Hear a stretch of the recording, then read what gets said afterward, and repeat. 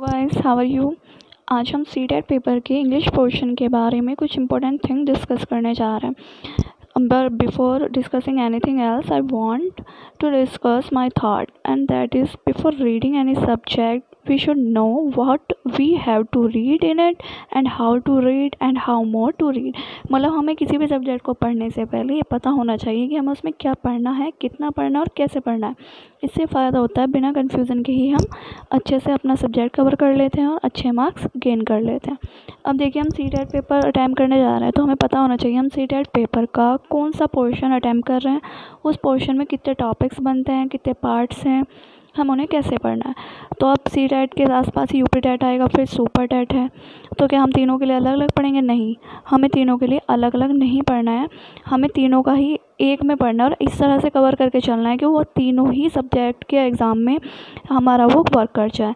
तो हमें अलग अलग भी ना पढ़ना पड़े और एक ही बार हम ऐसा पढ़ लें कि अदर कॉम्पिटिटिव एग्ज़ाम होते हैं गवर्नमेंट के, वो हमारा उसमें भी वर्क करे। और इसमें जैसे कि आप देख रहे हैं, पेडागोजी है फर्स्ट पोर्शन में, सेकंड पार्ट में आती है इंग्लिश ग्रामर, थर्ड में आती है पोएट्री एंड प्रोज। तो जो इंग्लिश ग्रामर है, पोएट्री एंड प्रोज है, इंग्लिश ग्रामर आपको पता है 9 to 12 हर से उसमें आती है सब एग्ज़ाम में। तो यूपी बोर्ड हो, सीबीएसई बोर्ड हो, आपकी सब में ये आएगी, तो ये उसमें वर्क करेगी। पोएट्री एंड प्रोज भी हम 9 to 12 पढ़ेंगे तो ये हमारे उसमें भी वर्क करेगी। तो हम सीबीएसई यूपी बोर्ड में भी ये हमारे लिए बेनिफिशियल रहेगा। तो अब हम इस तरह से अपना सारा का सारा पेपर कवर करेंगे। तो हम आते हैं पहले पोर्शन में, इसके पेडागोजी है। पेडागोजी में क्या क्या टॉपिक्स बनते हैं, अब हम उन्हें पे नज़र डाल लेते हैं। पेडागोजी में पोर्शन में आप देखें, आपको दिखाई दे रहा होगा, इसमें फर्स्ट है लर्निंग एंड एक्विजिशन, सेकंड है प्रिंसिपल्स ऑफ लर्निंग टीचिंग, फिर है role of listening and speaking, function of language. Function of language किसी के अंदर एक टॉपिक है बनता है। फिर है role of grammar in learning a language, grammar का क्या रोल होता है एक लैंग्वेज को सीखने में। फिर है challenges of teaching language in diverse classroom, diverse classroom में टीचिंग करना एक तरह से चैलेंज ही माना जाता है कि उसमें एक टीचर किस तरह से उस चीज़ को अटेम्प्ट करता है, किस तरह से बच्चों को पढ़ाता है। फिर आता है evaluation of comprehension and language skills.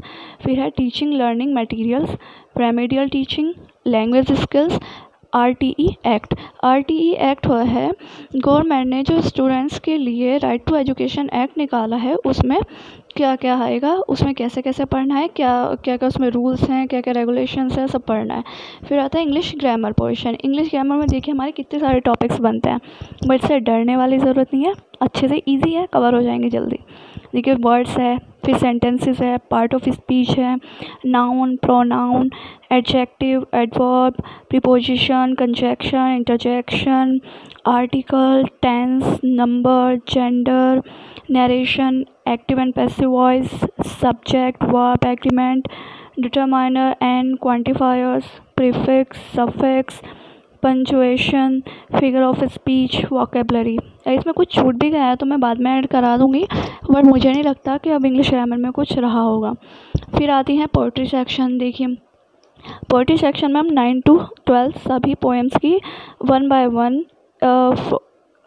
From beginning to end, एक एक लाइन बोलते हैं ना, एवरी लाइन हम इस तरह से पढ़ेंगे कि वो हमारी, जैसे उसमें राइटर का मैसेज क्या है, राइटर कहना क्या चाहता है, राइटर का उसमें फिर कौन सा फिगर ऑफ स्पीच यूज़ की है, क्या लैंग्वेज स्किल्स थी, हम सब कुछ उसमें पढ़ेंगे। देखिए ये सारी आपके पोएम्स हुए, कुछ हैं, कुछ पोएम्स ये भी हैं, तो ये सारे पोएम्स हमारी इसके अंदर आई हैं।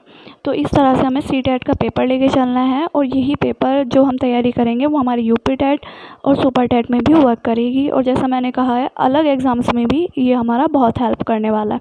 तो इस तरह से हम सारे टॉपिक्स एक एक करके लेके चलेंगे, ठीक है।